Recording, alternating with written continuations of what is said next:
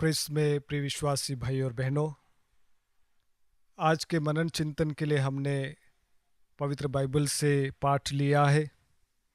संत यूहन्ना अध्याय 6 पद 60 से लेकर 69 तक। मैं आप सभी के लिए आज के पाठ को पढ़ूंगा। उनके बहुत से शिष्यों ने सुना और कहा, यह तो कठोर शिक्षा है, इसे कौन मान सकता है। यह जानकर कि मेरे शिष्य इस पर भुनभुना रहे हैं, यीशु ने उनसे कहा, क्या तुम लोग इसी से विचलित हो रहे हो? जब तुम मानव पुत्र को वहां आरोहण करते देखोगे जहां वह पहले था, तो क्या कहोगे? आत्मा ही जीवन प्रदान करता है, मांस से कुछ लाभ नहीं होता। मैंने तुम्हें जो शिक्षा दी है वह आत्मा और जीवन है। फिर भी तुम लोगों में से अनेक विश्वास नहीं करते। यीशु तो प्रारंभ से ही यह जानते थे कि कौन विश्वास नहीं करते और कौन मेरे साथ विश्वासघात करेगा। उन्होंने कहा, इसलिए मैंने तुम लोगों से यह कहा कि कोई मेरे पास तब तक नहीं आ सकता जब तक उसे पिता से यह वरदान ना मिला हो। इसके बाद बहुत से शिष्य अलग हो गए और उन्होंने उनका साथ छोड़ दिया। इसलिए यीशु ने 12 से कहा, क्या तुम लोग भी चले जाना चाहते हो? सिमोन पेतरुस ने उन्हें उत्तर दिया, प्रभु, हम किसके पास जाएं? आपके ही शब्दों में अनंत जीवन का संदेश है। हम विश्वास करते और जानते हैं कि आप ईश्वर के भेजे हुए परम पावन पुरुष है। यह प्रभु की वाणी है। ईश्वर को धन्यवाद। क्रिस्त में प्रिय विश्वासी भाई और बहनों, आपने वो पुरानी कहानी सुनी होगी जहाँ पर हम पाते हैं कि एक कुत्ता एक खरगोश को देख लेता है, भागते हुए देखता है और उस खरगोश के पीछे उसको पकड़ने के लिए वह दौड़ पड़ता है। वो पूरी ताकत से उस खरगोश के पीछे उसको पकड़ने के लिए भागता है और भागते भागते वो गलियों से निकलता है तो आगे जाकर बहुत सारे कुत्तों का झुंड बैठा हुआ था और उस झुंड ने देखा कि ये उनका मित्र वो कुत्ता भाग रहा है। उन्होंने सोचा कि पता नहीं वो किसके पीछे भाग रहा है, चलो हम भी भागते हैं। और वो झुंड उस कुत्ते के पीछे हो लिया और खरगोश के पीछे बहुत बड़ा झुंड भागने लगा। और आगे थोड़ी दूरी पर हम देखते हैं कि आगे थोड़ी दूरी पर एक और कुत्तों का झुंड बैठा हुआ था और उन्होंने देखा कि इतने सारे झुंड के झुंड किसके पीछे भाग रहे हैं, ज़रूर कोई न कोई तो बात अवश्य होगी। और यह सोचकर वो बैठा हुआ झुंड भी उस झुंड के पीछे भागने लगा और इस तरह काफ़ी देर तक भागने और दौड़ने के बाद जो झुंड सबसे पीछे उनके साथ में हो लिया था, वे सोचने लगे, हम क्यों भाग रहे हैं? हमारे भागने का कोई मकसद नहीं है, हम समय की बर्बादी कर रहे हैं, आओ हम वापस लौट आते हैं। और ये सोचकर वो एक झुंड वापस लौट कर आ जाता है। और जो सबसे पहले जिस कुत्तों के झुंड ने उस कुत्ते के पीछे भागना शुरू किया, वे भी थक हार कर सोचने लगे, अब हमसे ज़्यादा भागा नहीं जा सकता है और हम भागे तो क्यों भागे, हमें भागने से क्या मिलेगा। और यह सोचकर वो भी वापस लौट जाता है। और अंत में ख्रिस्त में प्रिय विश्वासी भाई और बहनों, जिस कुत्ते ने उस खरगोश को देखा वही अंत तक भागता रहा, दौड़ता रहा और उस खरगोश का पीछा करता रहा और अंत में उसने उस खरगोश को पकड़ लिया। ख्रिस्त में प्रिय विश्वासी भाई और बहनों, हमारे जीवन का मकसद क्या है? क्या प्रभु यीशु हमारे जीवन का केंद्र है? अगर प्रभु यीशु हमारा जीवन का केंद्र है, तो क्या मैं उसे पहचानता हूँ? क्या मैं उसे करीबी से जानता हूँ? क्या मैंने उसे करीबी से महसूस किया है? मेरा विश्वास में दृढ़ बना रहना इस बात पर निर्भर करता है, क्या मैं प्रभु यीशु को जानता हूँ। मैं आपको पवित्र वचनों की ओर ले जाना चाहूँगा, जहाँ पर हम देखते हैं कि जब प्रभु यीशु शिक्षा दे रहे थे, जब प्रभु यीशु प्रवचन दे रहे थे, तो बहुत सारी भीड़ लोग उसके पीछे चलने लगे। बहुत सारे लोगों को उनकी शिक्षा को सुनकर बहुत अच्छा लगने लगा। उन्हें मन में लगने लगा कि ऐसा तो हमने कभी अपने जीवन में सुना ही नहीं। यह व्यक्ति बहुत ही अच्छी बात करता है, और इसलिए बहुत सारे लोग प्रभु यीशु के पीछे पीछे चलने लगे।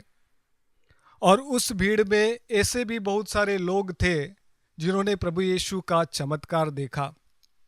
उन्होंने मुर्दों को जिंदा होते हुए देखा, उन्होंने भूखों को खाना खिलाते हुए देखा, उन्होंने रोगियों को चंगा करते हुए देखा, और इसीलिए वे भीड़ प्रभु यीशु के साथ में चलने लगी। परंतु जब प्रभु यीशु धीरे धीरे सत्य के बारे में बात करने लगे, गहरी बातें समझाने लगे, तो उस भीड़ में से बहुत सारे लोग उसको छोड़कर चले जाते हैं। और इसका एक उदाहरण हमें आज के सुसमाचार में सुनने को मिलता है। जब प्रभु यीशु अपने जीवन के बारे में बताते हैं कि जब तक तुम मेरा मांस नहीं खाओगे, जब तक तुम मेरा लहू नहीं पियोगे, तब तक तुम स्वर्ग राज्य में प्रवेश नहीं कर पाओगे।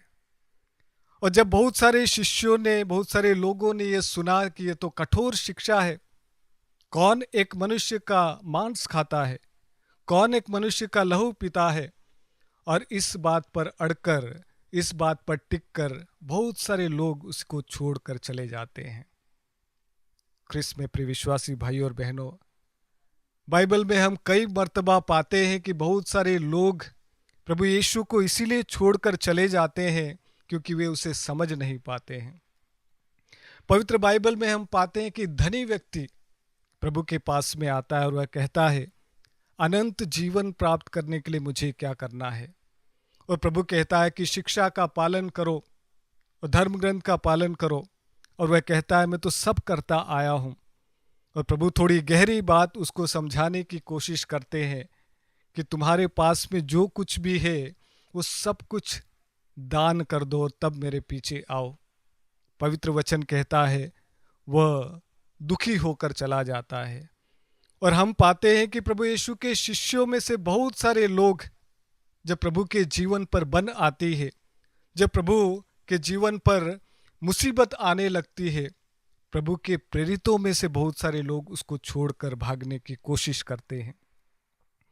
हम पाते हैं कि एमाउस के रास्ते पर जाने वाले शिष्य भी प्रभु यीशु को समझ नहीं पाए और वो अपने पुरानी जिंदगी में लौटना चाहते थे, पुराने जीवन में जाना चाहते थे, और इसीलिए यरूशलेम को छोड़कर वो अपने देश, अपने गांव जाने वाले थे। और जब रास्ते में उन्हें प्रभु का एहसास होता है, अनुभव होता है, तो वो वापस लौट कर आ जाते हैं।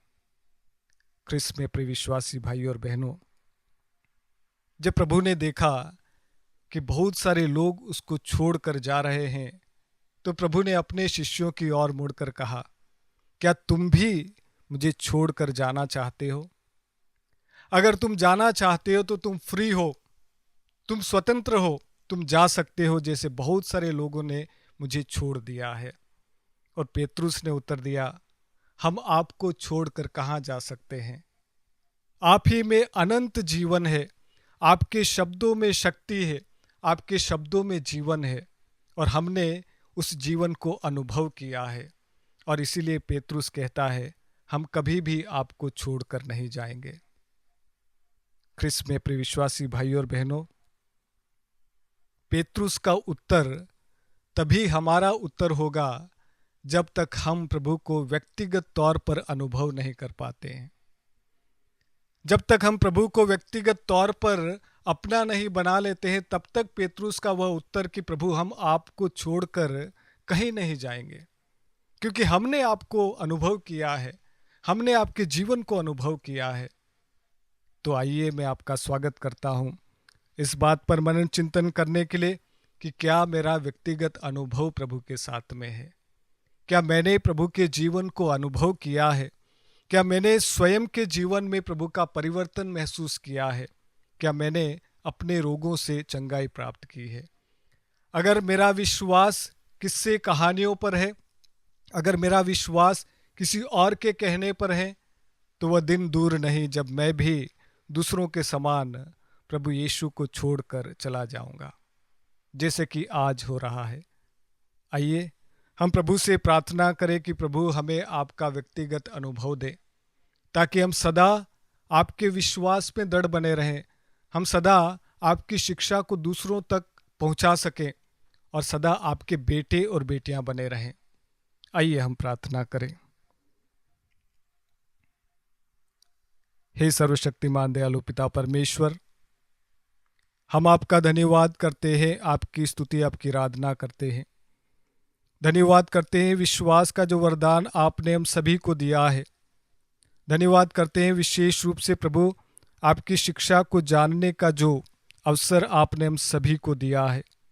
धन्यवाद करते हैं प्रभु हमारे व्यक्तिगत जीवन के लिए, और आज विशेष रूप से प्रार्थना करते हैं प्रभु कि हमें ऐसा वरदान दे कि हम आपको व्यक्तिगत तरीके से अनुभव कर पाएं, आपकी शिक्षा को और भी गहराई से समझ पाएं, आपके जीवन को और भी गहराई से समझ पाएं, ताकि हमारे जीवन में कितनी ही मुसीबत क्यों ना हो, ताकि हमारे शरीर में कैसी ही बीमारी क्यों ना हो, ताकि हमारे जीवन में कितनी ही विषम परिस्थितियां क्यों ना हो, हम कभी भी आपको छोड़कर कभी नहीं जाएं। ये प्रार्थना हम करते हैं हमारे प्रभु क्रिस्त के द्वारा। आमीन।